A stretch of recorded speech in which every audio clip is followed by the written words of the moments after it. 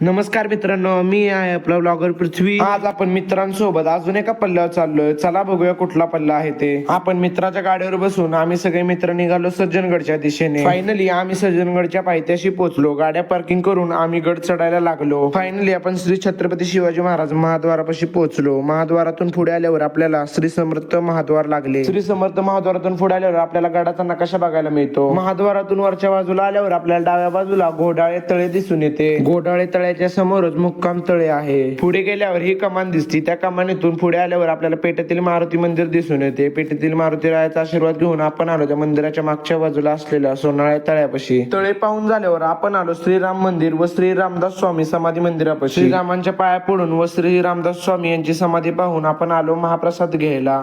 महाप्रसाद घेऊन झाल्यावर आपण आलो समर्थ चरित्रावली बघायला. समर्थ चरित्रावली बघून झाल्यावर आपण चाललोय धाब्याच्या मारुतीकडे. मंदिराकडे जात असताना आपल्याला उरुमडे धरणाचा टॉप क्लास असा व्ह्यू दिसतो. या व्ह्यू पाशी फोटो काढून आपण आलो सरबत प्यायला. सरबत पिऊन झाल्यावर आपण लागलो गड उतरायला. आपण चाललो होतो घरी. घरी जाताना मित्र म्हणाले आपण खिंडीतल्या गणपतीला जाऊया. मग काय आपण आलो श्री कुर्णेश्वर मंदिरात. खिंडीतल्या गणपती बाप्पाचे दर्शन घेऊन आपण चाललोय घरी. तसेच नवनवीन ब्लॉग बघण्यासाठी आजच आपल्या अकाउंटला फॉलो करा.